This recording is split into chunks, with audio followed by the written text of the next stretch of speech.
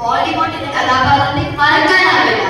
ആ നോവലിൽ വോൾഡിമോർട്ട് നടത്തുന്ന നരഹത്യകൾ അവതരിപ്പിക്കുന്ന ഒരു രീതിയുണ്ട്.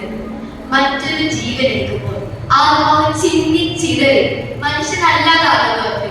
മനുഷ്യ ജീവൻ എടുക്കുന്നത് ധീരതയുടെ ലക്ഷണമാണ്. KGF, മാർക്കോ, എമ്പുരാൻ പോലെയുള്ള ചിത്രങ്ങൾ അവതരിപ്പിക്കുമ്പോൾ ശരിക്കും ഒരു ആശ്വാസം തന്നെയാണ് ഹാരി പോട്ടറിലെ ഈ പ്രതിപാദ്യം. ഇനി യുദ്ധത്തിലേക്ക് വരാം. മനുഷ്യരാശിയുടെ കൂടെ പിറപ്പാണ് യുദ്ധങ്ങൾ. നമ്മൾ ഹോമോസേപ്പിയൻസിന്റെ യുദ്ധത്തിന്റെ കഥ 3 ലക്ഷം വർഷങ്ങൾക്ക് മുൻപാണ് ആരംഭിക്കുന്നത്. മറ്റു മനുഷ്യവർഗങ്ങളായ ഹോമോ ഇറക്ടസിനോടും ഹോമോ നിയാൻഡർതാൽസിനോടും ആഹാരത്തിനും വെള്ളത്തിനും നിലയ്ക്കും പ്രാർത്ഥന നമ്മൾ നേരിട്ടു. കാരണങ്ങൾ മാറി, പക്ഷേ യുദ്ധം തുടരുന്നു. പെട്രോളിനായി, അധികാരത്തിനായി, ധനത്തിനായി, എന്തിന് സമാധാനത്തിന്റെ ലോകം സമ്മാനം ലഭിക്കാൻ പോലും പല യുദ്ധങ്ങളും തുടങ്ങുന്നതായി നമ്മൾ കേൾക്കുന്നതാണ്. കഴിഞ്ഞ 200 വർഷത്തിൽ 50,000-ൽ പരം യുദ്ധങ്ങളാണ് ലോകം സാക്ഷ്യം വഹിച്ചത്. 100 കോടി ജനങ്ങളാണ് മരിച്ചത്. $1 ട്രില്യൺ കഴിഞ്ഞ വർഷം മാത്രം ലോകം യുദ്ധത്തിനായി ചിലവിട്ടത്.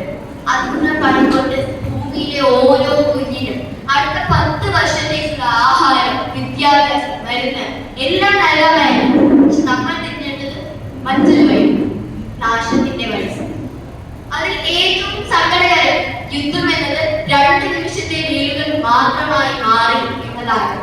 വിയറ്റ്നാം യുദ്ധത്തിലെ ലാവ പെൺകുട്ടിയുടെ പരം മാസങ്ങളോളം ലോകത്തെ നൽകി.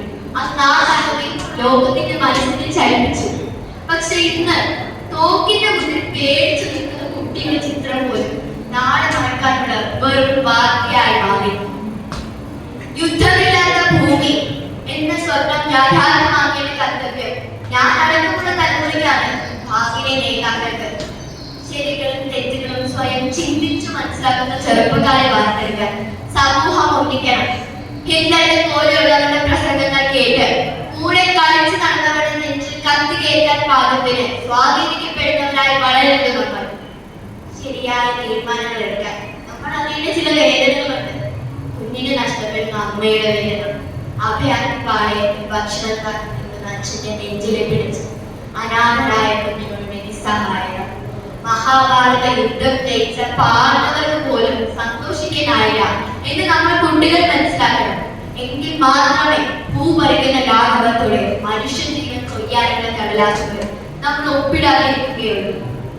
ഇനി നമ്മൾ അറിയേണ്ട ഒരു ജീവിത തത്വം കൂടി പറയാം. പണ്ട് ആഫ്രിക്കയിലെ ഒരു ഗ്രാമത്തിൽ ഒരു ശാസ്ത്രജ്ഞനെ അവിടുത്തെ കുട്ടികളെ കൂട്ടിവെച്ചു. എന്നിട്ട് അദ്ദേഹം പറഞ്ഞു, അത് ദൂരെ കാണുന്ന ആ മരത്തിന് കീഴിൽ ഒരു കുട്ടിയുണ്ട്. ആ കുട്ട നിറയെ ഫലങ്ങൾ. ആദ്യം ആ കുട്ടകളിൽ അവർക്ക് ആ കുട്ടി സ്വന്തമാക്കാം. എന്നിട്ട് അദ്ദേഹം എണ്ണി 1, 2, 3 എണ്ണി കഴിഞ്ഞതും അദ്ദേഹത്തെ അത്ഭുതപ്പെട്ടുകൊണ്ട് കുട്ടികൾ പരസ്പരം കൈ പിടിച്ചു, ഒന്നിച്ചു നടന്നു, ഒന്നിച്ചു കുട്ടികൾ, ഒന്നിച്ചു ബലങ്ങൾ കഴിച്ചു.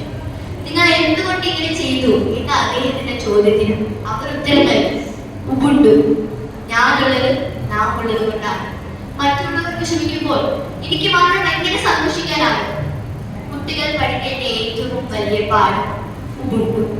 യുദ്ധമുണ്ടാകണം, ദാരിദ്ര്യത്തിനും നിരക്ഷരതയ്ക്കും സമൂഹത്തെ കീറി മുറിക്കുന്ന വിഭജന തന്ത്രങ്ങൾക്കുമെതിരെ.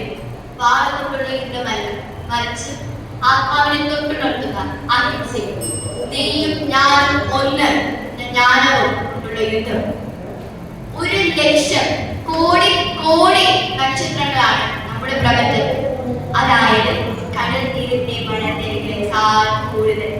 അതിൽ ഒരു നക്ഷത്രം, ഒരു ചെറിയ മണൽത്തിരി മാത്രം ആണ് നമ്മുടെ സൂര്യൻ. ആ മണൽത്തിരിയുടെ പരമാവധി വലിപ്പമുള്ള ഈ ഭൂമിയിൽ ക്ഷണനേരം മാത്രം ജീവിക്കുന്ന മനുഷ്യൻ, ക്ഷണനേരം മാത്രം ജീവിക്കുന്ന മനുഷ്യൻ ചൊല്ലി ഉണ്ടാക്കുന്ന യുദ്ധത്തിന്റെ വിരോധാഭാസം കേട്ട് വേണം കുട്ടികൾ വളരാൻ. എങ്കിൽ മാത്രമേ